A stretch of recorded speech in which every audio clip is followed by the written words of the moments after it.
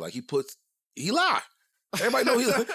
But they be good lies though. They do be good lies. They Like be like what? great The Tupac lies. picture. That was one of the best lies. And I start running down the hallway to get my shotgun, my sawed off from the back room, and he shot twice more, and I got shot in the ankle, and then I got shot in the stomach too. The news of the industry is there's a lot of snakes in it. Game was a snake that won. For years, the game has been caught spinning stories that just don't line up, and the craziest part is, it's not the fans calling him out, it's other rappers themselves. Get the best and most extravagant lies we've ever heard in our lives on this episode. I'm with you. This is going to be amazing.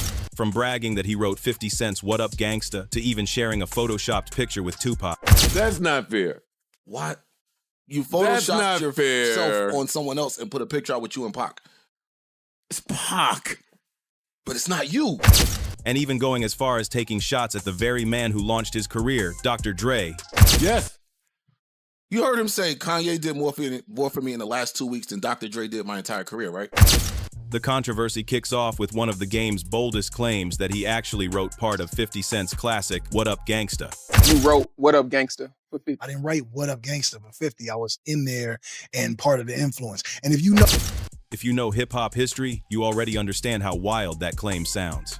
What Up Gangsta wasn't just another track, it was the opening shot on Get Rich or Die Tryin', the album that introduced 50 Cent as one of the most dangerous, authentic, and untouchable rappers in the game. To say you played a role in creating that moment, you'd better come with proof. And when the topic came up in an interview, 50's response said it all. He didn't just shut it down, he laughed. His body language was like, "Are you serious right now?" For 50, that record was everything. His style, his pen, his aggression. Stuff about, like, he said he wrote What Up Gangsta. What Up Gangsta, yeah. Yeah, I'm like, come on, bro. He wasn't even around when we did that. Like, that was before you even came into the picture. Like, that's Get Rich or Die Trying. He didn't even... Coming to after that. Yeah, we didn't even know who he was. And 50 wasn't the only one shutting that rumor down. Tony Yayo, who was literally in the studio when Get Rich or Die Tryin' was being made, didn't hold back either. His response was blunt. You didn't write nothing. Direct, sharp, and impossible to twist. But here's why this claim was such a big deal. According to 50, not only did Game have nothing to do with What Up Gangsta, but his entire career wouldn't have taken off without the help of both 50 and Dr. Dre. Dre handpicked the beats, 50 wrote hooks, and G-Unit sprinkled features all over the documentary. The foundation was already laid before Game even touched the mic. Just think about it. Hate It or Love It and How We Do, two of Game's biggest songs, were originally 50 Cent records. They didn't just assist him, they built him. Dre's ear, 50's pen, and the G-Unit cosign gave Game the credibility he needed to break out of Compton and into the mainstream. Songs that he did have was music that I made with Dre, not with Game. How We Do, Hate It or Love It, Church for Thugs, Special, Higher, West Side Story. So when Game later tried to rewrite history, claiming he had a hand in shaping 50's work or that he could have made it without those cosigns, it wasn't just revisionist, it felt flat out disrespectful. Especially when you're talking about guys like 50 and Dre, who guard their legacies with everything they've got. That's why his claims hit so hard. It wasn't just fans rolling their eyes, it was the very people who stood beside him during his come-up, shutting him down publicly. The idea that Game was inflating his role didn't just spark friction, it raised a bigger question. What else has he been lying about? And that takes us straight to one of the most infamous chapters in Game's mythology, the night he got shot. If the fallout with 50 raised eyebrows, then Game's so-called survival story raised even more. For years, he's retold the tale of being ambushed in his own home, and depending on which version you hear, it starts sounding less like a memory and more like a movie script. Here's the core of it. In 2001, Game claims he was ambushed, shot multiple times, and left fighting for his life. He says he slipped into a coma, woke up days later, and made the decision to dedicate himself fully to rap. On the surface, it's the kind of powerful redemption arc hip-hop loves. The streets nearly kill you, but the music saves you. The problem? The details never line up. Sometimes he says he was shot 5 times. Times you were in a coma for 3 days. That's all I read. What was it like waking? And other times, the number jumps to 7. In one version, he says he was left bleeding on the floor for hours before anyone discovered him. In another, his brother rushes in right away and saves his life. Even the length of the coma changes. Sometimes it's 3 days, other times it stretches into several weeks. I get my shotgun, my sawed off from the back room, and he shot twice more, and I got shot in the ankle, and then I got shot in the stomach too. And then I thought he was gonna come up and just, give me the dome shot or the kill, the kill shot. So I just closed my eyes and I was like, Look, no one's denying that Game really got shot. The hospital records and news reports back that up. But when the details keep shifting, the story stops feeling like a testimony and starts sounding like a performance. Naturally, fans began dissecting the contradictions, and that's when the slip-ups became impossible to ignore. Take the infamous lyric, "I woke up out the coma," 2001. The problem? Dr. Dre's album 2001 had already dropped in 1999. The timeline just doesn't fit. And when your entire reputation is built on authenticity, small cracks like that don't just fade away, they get magnified into major flaws. I woke up out the coma 2001, around the same time Dre dropped 2001. Game lyric, right? Yeah, that was a lyric. Are you about to tell me Wait. that 2001 didn't come out in It did 2001? not. Came out in 99. Even hip-hop commentators jumped on it. Joe Budden and others couldn't resist clowning him, pointing out how the timeline seemed to change every time Game told the story. To them, it wasn't about whether he got shot, it was about whether he exaggerated the details just to mirror 50 Cent's "shot 9 times" legend. And that's the bigger issue. When your personal story becomes part of your brand, every inconsistency chips away at your credibility. By this point, Game already had two major strikes, inflating his role in 50's success and stretching the truth about his own near-death experience, but neither of those compared to what came next. Because years later, the talk on the streets wasn't just about Game bending the truth about himself, it was about him taking shots at the very man who gave him his career, Dr. Dre. By then, Game had already faced scrutiny over his backstory, his shooting, and his connections to both Kanye and Dre. You'd think he would have been more careful about what he said publicly. But what came next shocked the hip-hop world even more. One of the most controversial and, to many, unforgivable statements he ever made involved Dre directly in a comparison no one saw coming. In an interview moment that instantly spread across the culture, Game claimed, "It's crazy that ye did more for me in the last 2 weeks than Dre did for me my whole career." And I get his motivation to Ye because it's that Ye did more for me in the last 2 weeks than Dre did for me my whole career. And it's not, it's just... For fans and industry insiders alike, Game's comment wasn't just another wild quote, it felt like betrayal. Whether you believe every detail or not, one fact is undeniable. Dr. Dre was the architect of Game's career from day one. Dre signed him to Aftermath back in 2003, providing not just top-tier production and mentorship, but also the strategic placements that launched Game into the mainstream. Alongside Jimmy Iovine, Dre positioned him with 50 Cent and G-Unit, a move that guaranteed visibility and set the stage for success. The result? A 5 times platinum album, Grammy nominations, a landmark documentary, and a firmly cemented spot in hip-hop history. None of that would have happened without Dre's backing. That's why the reaction across the hip-hop community was immediate and intense. Tony Yao didn't hold back when responding to Game's statement, "You have a career because of Dr. Dre." You're on record saying, "What the fam I without a Dr. Dre track? What are you talking about?" That's crazy that you just S on Dre like that. To Yao and countless fans, Game's comment came across as not just reckless, but outright ungrateful. So why would he say it? Some point to lingering resentment over the 2022 Super Bowl halftime show. Dr. Dre, Snoop Dogg, Eminem, Kendrick Lamar, and even 50 Cent took the stage for one of hip-hop's most iconic performances, while Game was absent. At first, he downplayed it, insisting he wasn't bothered, but over time, he admitted the snub stung. On podcasts and in interviews, he revealed the truth, being left out hurt, leaving him feeling abandoned by both Dre and 50. For some, his "Kanye did more for me" remark wasn't about rewriting history. It was a raw expression of hurt. Somebody that's hurt speaking. He's hurt. See, in hip-hop, we very rarely do we look past the surface.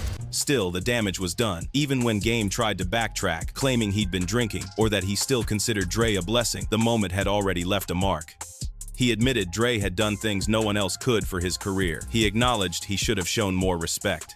But in hip-hop, once you disrespect a legend, especially your own mentor, those words don't just vanish. What many saw as a moment of personal hurt quickly became another crack in Game's credibility.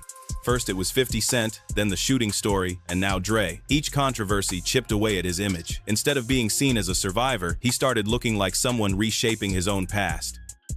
As if that weren't enough, his next move made things worse. In an attempt to tie himself to West Coast royalty, Game leaned on Tupac's legacy, but the execution backfired spectacularly.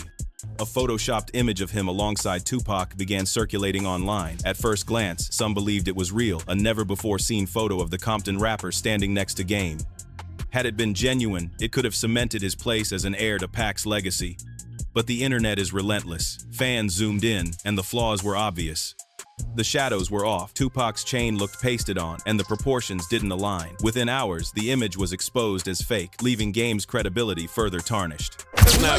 That's not fair. What?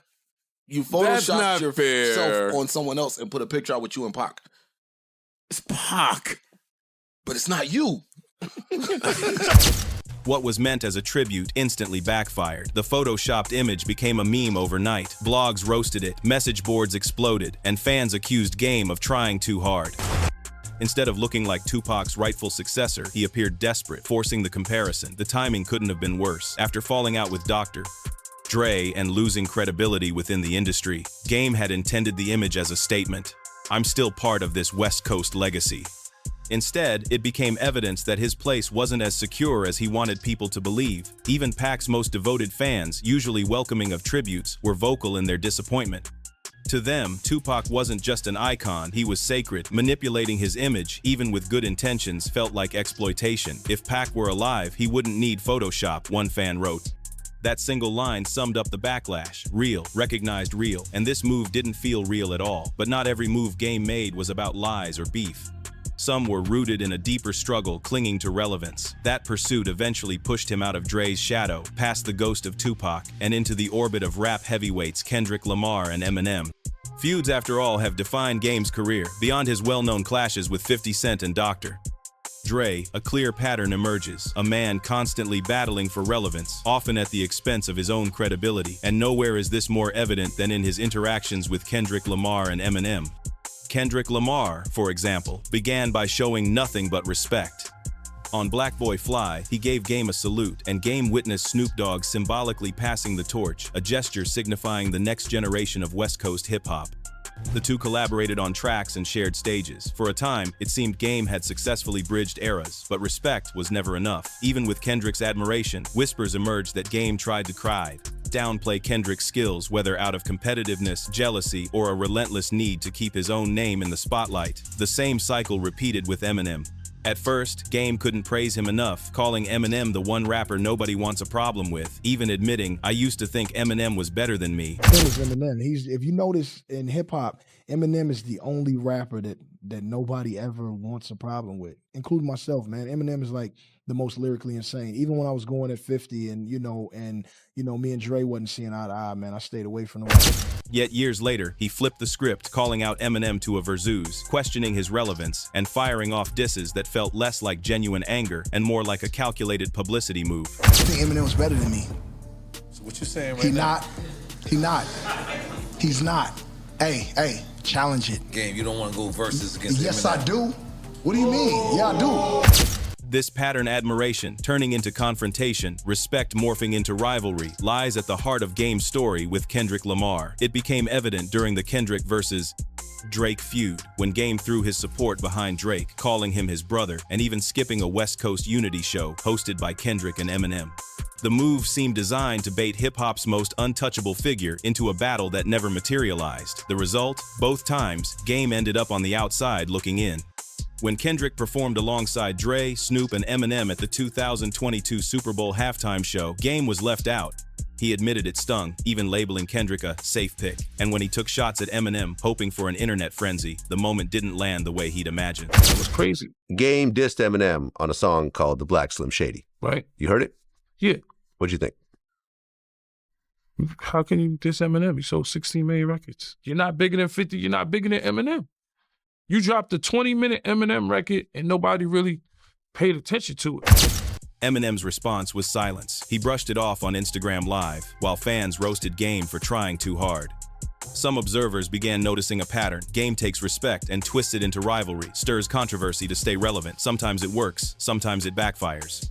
But every time, it reinforces the same image, a talented rapper whose biggest battles often come from his own need to prove he still matters.